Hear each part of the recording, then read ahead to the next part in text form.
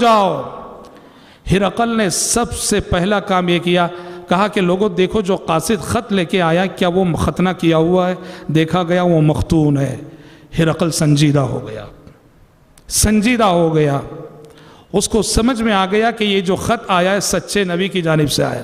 اس نے اپنے درباریوں سے کہا لوگوں تلاش کرو کوئی ایسا آدمی، ایسا شخص جو اس نبی کے بارے میں مجھے زیادہ اور تفصیلات دے سکے۔ ہوا یہ کہ اسی وقت ابو سفیان کا قافلہ، ابو سفیان اس وقت تک مسلمان نہیں ہوئے تھے رضی اللہ عنہ، اس وقت کافر تھے وہ اور نبی کے دشمن تھے وہ۔ ابو سفیان تجارت کے سلسلے میں، بزنس کے سلسلے میں شام گئے ہوئے تھے، اور ہرقل کے درباریوں نے ابو سفیان اور ان کے پورے قافلے کو لے جا کر ہرقل کے دربار میں سامنے کھڑا کر دیا۔ ہرقل نے پورے لوگوں میں پوچھا کہ تم سب میں اس نبی سے سب سے زیادہ قریبی تعلق کون رکھتا ہے؟ لوگوں نے کہا ابو سفیان۔ ہرقل نے ابو سفیان کو بلایا، کہا میرے سامنے کھڑو، اور ابو سفیان کے ساتھ جو اور لوگ تھے کفار اور مشرکین، ان سے ہرقل نے کہا تم سب پیچھے کھڑو۔ اور ابو ہرقل بہت ہوشیار تھا، قومیں پیغمبروں کے ساتھ کیا سلوک کرتی جانتا تھا۔ اس نے ابو سفیان کے ساتھیوں سے کہا ابھی میں ابو سفیان سے کچھ سوالات کرتا ہوں، اگر کسی سوال کے جواب میں ابو سفیان جھوٹ بولیں تم لوگ پیچھے سے اشارہ کر دینا کہ جھوٹ بول رہے ہیں۔ ابو سفیان کہتے ہیں اب تو میرے سامنے سچ بولنے کے سوا کوئی راستہ نہیں رہا، کوئی چارہ نہیں رہا، اگر میں کوئی جھوٹ بولوں اور پیچھے سے میرا کوئی ساتھی اشارہ کر دے۔ ٹرانسلیٹر کے ذریعے گفتگو ہو رہی تھی، ترجمان کے ذریعے گفتگو ہو رہی تھی۔ ہرقل نے چند سوالات کیے، واللہ وہ بادشاہ تھا لیکن اس کے سوالات سے پتہ چلتا ہے کہ بہت علم رکھتا تھا، وہ سنن الہیہ کا گہرا علم رکھتا تھا، وہ اللہ کے قوانین کا گہرا علم رکھتا۔ اس کے سوالات، ہرقل نے اس وقت جو سوالات کیے یہ کسی بھی نبی کی نبوت کو جانچنے کا ایک پیمانہ ہے۔ اللہ اکبر، بڑے سچے سوالات کیے اس نے۔ ابو سفیان سے پوچھا کیف نسبہ فیکم، کہا کہ بتاؤ یہ جو نبی تمہارے درمیان آئے حسب و نسب کے اعتبار سے کیسے ہیں؟ ابو سفیان نے کہا هو ذو نسب فینا، کہا کہ وہ تو بڑے حسب و نسب والے ہیں، اونچے خاندان میں سے آئے۔ ہرقل نے پوچھا کون لوگ ان پہ ایمان لا رہے ہیں؟ معاشرے کے بڑے بڑے لوگ یا معاشرے کے کمزور لوگ؟ ابو سفیان نے کہا زیادہ تر معاشرے کے کمزور لوگ ایمان لا رہے ہیں۔ ہرقل نے کہا اس نبی کے ماننے والے دن بدن بڑھ رہے ہیں یا کم ہو رہے ہیں؟ ابو سفیان نے کہا بڑھ رہے ہیں۔ ہرقل نے پوچھا اس نبی پر ایمان لانے کے بعد کوئی مرتد بھی ہو رہا ہے؟ ابو سفیان نے کہا آج تو کوئی مرتد نہیں ہوا ہے۔ ہرقل نے پوچھا اس نے کبھی تم نے اس کے ساتھ جو زندگی گزاری کبھی تم نے اس کے ساتھ جھوٹ سنا، جھوٹ کا تجربہ کیا کہ کبھی اس نے تم سے گفتگو میں، بات چیت میں، معاملات میں جھوٹ کہا ہو؟ ابو سفیان نے کہا کہ بالکل نہیں، سچ بولنے کے سوا کوئی چارہ نہیں، کیونکہ اگر جھوٹ بولے پیچھے سے اشارہ ہو جائے گا۔ سمجھ رہے؟ صاف بولتے جا رہے ہیں۔ ہرقل نے پوچھا کس چیز کا حکم دیتا ہے یہ پیغمبر؟ ابو سفیان نے کہا یہ پیغمبر حکم دیتا ہے کہ ایک اللہ کی عبادت کریں، شرک نہ کریں، نماز قائم کریں، صلہ رحمی کریں، وغیرہ وغیرہ۔ بعد میں ہرقل نے ابو سفیان کو جواب دیتے ہوئے کہا، ٹرانسلیٹر کے ذریعے گفتگو ہو رہی ہے، کہ کہہ دو ابو سفیان سے کہ میں نے پوچھا کہ نسب کیسا ہے، تم نے کہا کہ بہت ہی اونچے نسب والے ہیں یہ۔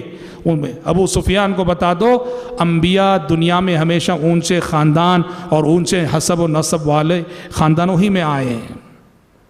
میں نے تم سے پوچھا کہ سوسائٹی کے کمزور لوگ اس کی پیروی کر رہے ہیں یا مالدار لوگ؟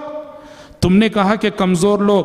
کہا کہ اللہ کا قانون ہمیشہ سے یہی رہا ہے، اس دنیا میں جب بھی انبیاء اور رسول آئیں سب سے پہلے انبیاء اور رسول کی دعوت کو قبول کرنے والے سوسائٹی اور سماج کے کمزور اور غریب ہی رہا کیے ہیں۔ میں نے پوچھا کہ ان میں سے کوئی اسلام میں داخل ہونے کے بعد مرتد ہو رہا ہے، واپس جا رہا ہے؟ تم نے کہا کہ نہیں۔ ابو سفیان کذالک الایمان اذا خالطت بشاشتہ القلوب، ایمان کی حلاوت، ایمان کی مٹھاس، ایمان کی چاشنی ایسی ہی ہوتی ہے کہ جب وہ ایک مرتبہ دل میں داخل ہو جاتی ہے تو دنیا کی کوئی طاقت اس ایمان کی چاشنی کو پھر دل سے نکال نہیں سکتی۔ پھر کہا ابو سفیان، میں نے پوچھا کہ تم نے کبھی معاملات میں اس نبی کی زبانی جھوٹ کا تجربہ کیا ہے؟ تم نے کہا کہ کبھی نہیں۔ جو شخص دنیاوی معاملات میں کبھی جھوٹ نہ بولتا ہو، اللہ کے معاملے میں کیوں جھوٹ بولے گا؟ ساری گفتگو کو، سارے باتوں کا جواب دینے کے بعد ہرقل نے کہا کہ ان کان ما تقولہ حقا فسیملک موضع قدمی ہاتین۔ کہا کہ ابو سفیان، ابھی تم نے اس نبی کے بارے میں جو باتیں کہی ہیں، اگر وہ باتیں سچی ہوں تو پھر وہ دن دور نہیں کہ وہ پیغمبر اس جگہ کا بھی مالک ہوگا جس جگہ کے میں اس وقت کھڑا ہوا ہوں۔ اس کے بعد حکم دیا گیا، وہ دربار سے نکال دیے گئے۔ ابو سفیان کہتے ہیں ہم دربار سے باہر آئے اور باہر آ کے حیران رہ گئے۔ ہم نے کہا کہ محمد صلی اللہ علیہ وسلم کا معاملہ کتنا بڑھ چکا ہے کہ روم کا بادشاہ ہرقل بھی آپ سے ڈرنے لگا ہے۔ اور ہرقل کے دل میں بات آ چکی تھی کہ آپ سچے نبی ہیں، سچے رسول ہیں۔ اس نے شاید قبول کرنا بھی چاہا، ماننا بھی چاہا۔ اس نے اپنے دربار کے سارے دریچے دروازے بند کروا دیے، سارے دروازے بند کروا دیے۔ بند کروانے کے بعد اپنے درباریوں سے، اپنے مذہبی رہنماؤں سے، اپنے مذہبی عالموں سے ان کی رائے جاننی چاہیے۔ وہ چاہ رہا تھا کہ سب کے ساتھ اسلام قبول کریں گے، لیکن جیسے ہی ہرقل نے اپنا میلان ظاہر کیا، رجحان ظاہر کیا نبی کریم صلی اللہ علیہ وسلم کی طرف، پورے دربار میں ایک ہنگامہ مچ گیا، ایک ہنگامہ مچ گیا۔ سارے پوپ، سارے پادری ہرقل کے خلاف ایک بغاوت پر امڑ آئے۔ تو اس نے دیکھا کہ میری کرسی خطرے میں ہے، حکومت خطرے میں ہے، کرسی بچانے کے لیے حق کو قبول کرنے سے باز رہ گیا۔ یاد رکھنا، دنیا میں قبول حق کے راستے میں ایک بہت بڑی رکاوٹ کرسی بھی ہے۔ کرسی کا نشہ بہت خطرناک ہے۔ کرسی، عہدہ، منصب، یہ قبول حق کے راستے میں بہت بڑی رکاوٹ ہے۔ جب اس نے یہ بغاوت دیکھی تو یہ کہہ کے جو ہے سب کو خاموش کر دیا، نہیں میں تو ایسے ہی آزما رہا تھا کہ کہیں تم ان کی باتوں میں تو نہیں آ گئے، میں تو بس تمہیں ایسے ہی آزما رہا تھا، ایسے کہہ کے خاموش رہ گیا۔ حضرات، یہ مختلف ریاکشن تھے، رد عمل تھے جو آپ صلی اللہ علیہ وسلم نے خطوط لکھے۔ یہاں میں فی الجملہ 2-3 باتیں کہنا چاہوں گا۔ آپ نے جو غیر مختلف بادشاہوں کو خطوط لکھے، اس سے کئی مسئلے معلوم ہوتے ہیں۔ 2-4 مسئلے میں بتا دیتا ہوں۔ سب سے پہلا مسئلہ یہ معلوم ہوتا ہے کہ وقت ضرورت اگر غیر مسلم کو سلام کرنا پڑ جائے، غیر مسلم کو آگے بڑھ کے سلام نہیں کرنا، وقت ضرورت اگر غیر مسلم کو سلام کرنا پڑ جائے تو پیارے نبی کی سنت یہ ہے السلام علیکم ورحمۃ اللہ نہیں کہنا ہے، بلکہ سلام علی من اتبع الہدی۔ جن بادشاہوں کو بھی آپ نے خطوط لکھے ہو، کوئی کرسچن تھا، کوئی یہودی تھا، کوئی مشرک تھا، کوئی کافر تھا، لیکن سب کو آپ نے خط میں کیا لکھا؟ سلام علی من اتبع الہدی۔ سلامتی ہو اس بندے پر جو ہدایت کی پیروی کرے۔ اس میں کیا ہو جائے گا؟ آپ کی دعا معلق ہوگی اس کی ہدایت پانے پر۔ تم اگر سچے راستے پر آتے ہو، ہدایت پاتے ہو، تو تم پر سلامتی ہو۔ سلام علی من اتبع الہدی۔ ایک تو یہ مسئلہ معلوم۔ دوسرا مسئلہ یہ معلوم ہوا کہ دعوت کے لیے تحریر کو بھی استعمال کرنا چاہیے۔ رائٹنگ میں بھی دعوت صرف زبان سے نہیں ہوتی، دعوت قلم سے بھی ہوتی ہے، لیٹرز سے بھی ہوتی ہے، کتابوں سے بھی ہوتی ہے، پامفلیٹ سے بھی ہوتی ہے۔ پیارے نبی نے بادشاہوں کو دعوت جو ہے تحریر کے ذریعے سے دی۔ سوچو، قرآن مجید کہتا ہے وقت کے ایک جلیل القدر پیغمبر سلیمان علیہ السلام نے اپنے ہی دور کی ایک ملکہ جو یمن میں رہتی تھی، ملکہ سبا، بلقیس کو خط لکھ کر دعوت دی۔ انه من سليمان وان قالت يا ايها الملو اني القي الي كتاب كريم انه من سليمان وانه بسم الله الرحمن الرحيم۔ ہدہد نے سلیمان علیہ السلام کا وہ خط جس میں اسلام کی دعوت دی تھی ملکہ سبا کو، وہ خط جو ہے پہنچایا تھا۔ اور الحمدللہ ہمارے ملک ہندوستان میں آزادی کے بعد ایسی شخصیتیں گزری ہیں۔ صوفی نذیر احمد کاشمیری بہت بڑے اہل حدیث عالم تھے، نام میں صوفی کا مطلب وہ صوفی نہیں تھے، سمجھ رہے ہیں، مضبوط سلفی عالم تھے۔ صوفی نذیر احمد کاشمیری بہت بڑے سلفی عالم، اسی طرح کشمیر کے، بامبئی کے جو ہے مولانا عبدالصمد شرف الدین، یہ وہ بزرگ ہیں رحمۃ اللہ علیہ مجمعین جن کے بارے میں آتا ہے کہ انہوں نے اپنے دور کے حکمرانوں کو، جواہر لال نہرو کو، فلاں کو باقاعدہ خطوط لکھ کر اسلام کی دعوت دی انہوں نے۔ تو رائٹنگ میں تحریر بھی دعوت کا ایک بہت بڑا ذریعہ، یہ بھی معلوم ہے۔ اور حضرات تیسرا مسئلہ یہ معلوم ہوتا ہے کہ دعوت و تبلیغ کے میدان میں غیر مسلم کو قرآن دیا جا سکتا ہے۔ کیسے معلوم ہو رہا ہے یہ مسئلہ؟ کہاں سے معلوم ہو رہا ہے؟ یہ جو لیٹرز آپ نے لکھے، کئی آپ لکھ رہے ہیں لیٹرز ان بادشاہوں کو جو غیر مسلم ہیں، کرسچن ہیں، یہودی ہیں، کافر ہیں، اور ان لیٹرز کے اندر آپ نے باقاعدہ قرآنی آیات لکھیں، قُلْ يَا أَهْلَ الْكِتَابِ تَعَالَوْا إِلَىٰ كَلِمَةٍ سَوَاءٍ بَيْنَنَا وَبَيْنَكُمْ أَلَّا نَعْبُدَ إِلَّا اللَّهَ وَلَا نُشْرِكَ بِهِ شَيْئًا وَلَا يَتَّخِذَ بَعْضُنَا بَعْضًا أَرْبَابًا مِّن دُونِ اللَّهِ۔ اس سے اہل علم نے استدلال کیا ایک آیت کی حرمت بھی ویسے ہی جیسے قرآن کی حرمت۔